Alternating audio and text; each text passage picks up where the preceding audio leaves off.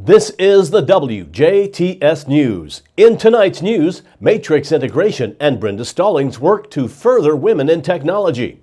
The current colder weather will spur the arrival of fall colors. Carrie Schneider talks with the DuBois County Humane Society. Kurt Guxell's in and looks at sports, followed by WJTS. Tonight, we meet Amy Kippenbrock, a candidate running for DuBois County Clerk. All this and more on 18 WJTS News.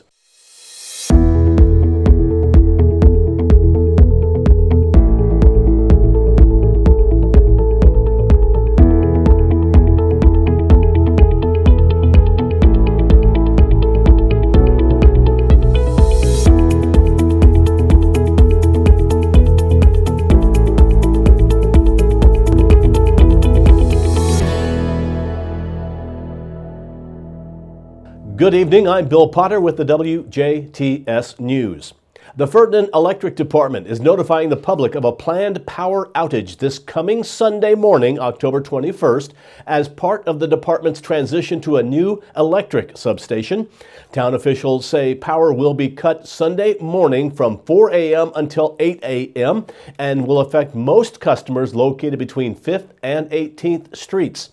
Customers not impacted by the outage include residents of the Trailer Court, 13th Street from 9th Street to Kentucky Street, the community campus including the Ferdinand Community Center, the Ferdinand Branch Library, and the Tri-County YMCA, Ranger Mart, Homestead Pizza, and Keith Fritz Fine Furniture.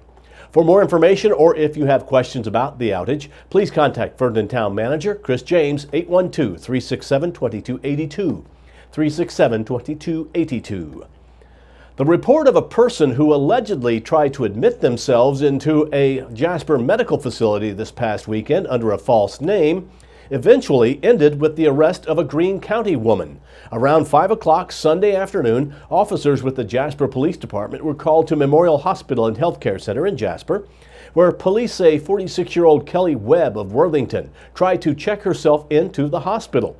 Webb left the building after police were called. Officers who found her leaving the parking lot in her vehicle stopped and detained Webb while they investigated. Police allege Webb admitted to using a fictitious identity to obtain prescription medication. Authorities booked Webb into the DuBois County Security Center on a level 6 felony count of identity deception. A nurse at Hillside Manor in Washington will lose her license for 90 days for allegedly stealing drugs from 2 residents of the facility. State records say 46-year-old Cheryl Reister was suspended last week. Police say Reister was caught on video on separate occasions taking pills from medication carts, a drawer, and a medication room and swallowing them. On one occasion, Reister's co-workers found her to be disoriented, sweating, mumbling, making strange out-of-context statements, and falling asleep while attempting to feed residents. Reister was sent home from work that day. Owner-administrator Julie Chapman pulled the controlled drug record charts for 2 residents. Those charts indicated that Reister had given the 2 residents medication, but the medication was never actually administered. 5 pills in total were reported stolen. In August, when questioned by police, Reister said the pills she was taking were her own Zofran.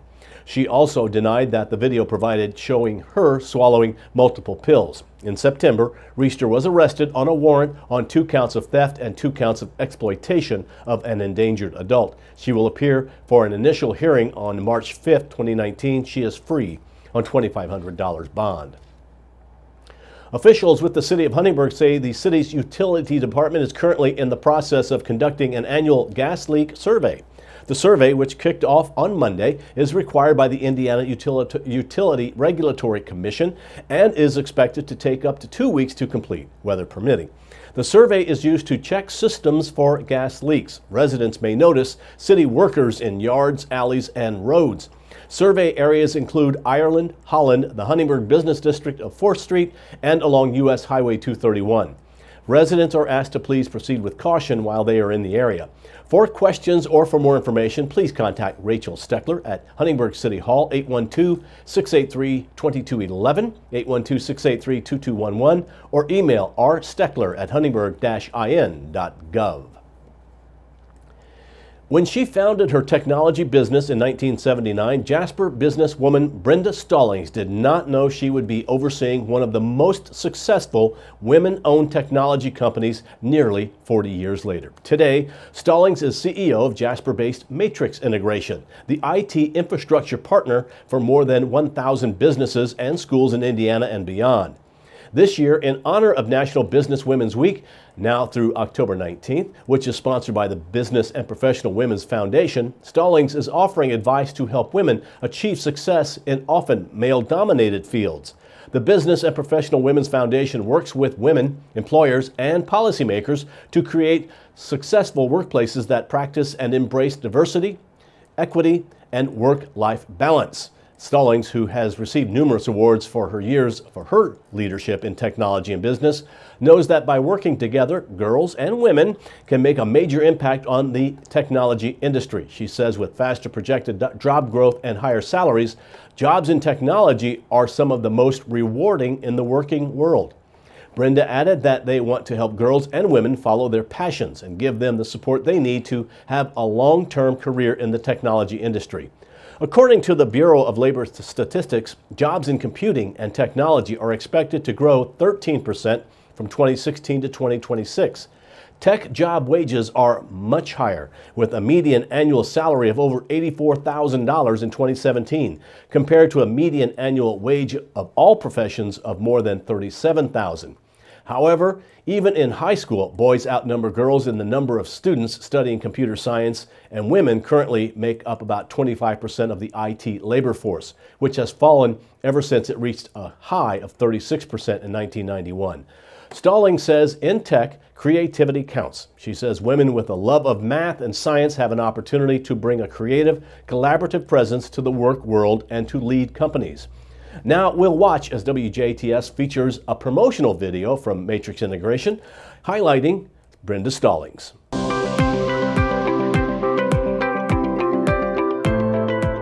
I did not grow up in the technology world. I evolved with technology, and there weren't a lot of women in tech, but it didn't matter. I had a passion for what it could do and how it could help people.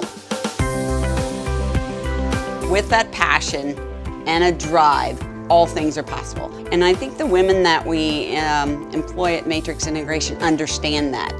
When I started at Matrix Integration, I had no idea the opportunities that laid ahead of me to gain knowledge in the technology industry and managing a team of predominantly male engineers. I really found my confidence to succeed with my career. There's been a lot of people who have inspired, challenged, and encouraged women to go after their dreams, do what it is that they're excited about. And Brenda's one of those people who just enables women to do what they want to do.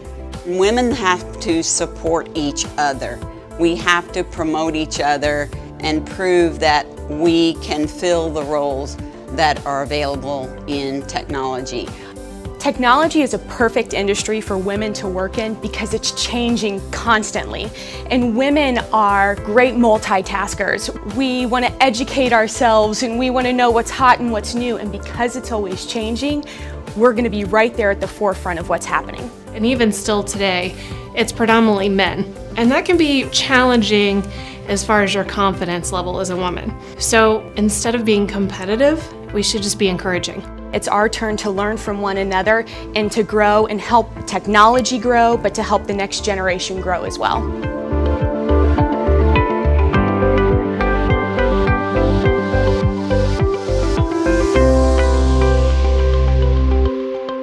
Brenda Stallings and her company, Matrix Integration, have won numerous awards for diversity and women in technology over the years. For more information, tips, and industry coverage, visit the Techno blog. A consumer group that opposed a rate hike Vectren sought for a proposed 50-megawatt solar farm has reached a settlement with the utility. The proposed settlement between Vectren, the Citizens Action Coalition, and the Office of Utility Consumer Counselor includes a lower rate structure than Vectren originally sought. The Indiana Utility Regulatory Commission will next consider the agreement. Kerwin Olson is the Citizens Action Coalition's executive director. He says he calls the agreement, that is, a small step toward Indiana embracing clean and renewable energy. The proposed $76 million solar farm would have 150,000 solar panels in Spencer County. Vectren spokeswoman Chase Kelly says the proposed settlement would use tax incentives associated with solar projects to enable the utility to spread project costs evenly over a 35-year period. State forestry officials say the recent cold snap should finally spark vivid fall colors in Indiana's forests and woodlands. The State Department of Natural Resources says recent unseasonably warm weather had delayed the arrival of fall foliage. But Carrie Tauscher with the DNR's Division of Forestry says this week's colder weather should help spur the development of the pigments that create a spectrum of leaf colors. Indiana's leaf show will peak in the coming weeks, depending on the weather, and persist as long as the state doesn't experience windy storms. Tauscher says the tourist towns of southern Indiana, such as Nashville, Madison, and Medora, known for their fall foliage, can expect a great show of red, orange, and yellow foliage from sassafras and sweet gum trees in forest understories and along roadsides. Indiana University researchers have landed a $300,000 federal grant to preserve a treasure trove of artifacts evacuated from the ancient Native American earthen mounds in southwestern Indiana. The grant from the National Park Service and other agencies will allow the Glenn A. Black Laboratory of Archaeology to fully address preservation threats to artifacts recovered from the Angel Mounds State Historic Site.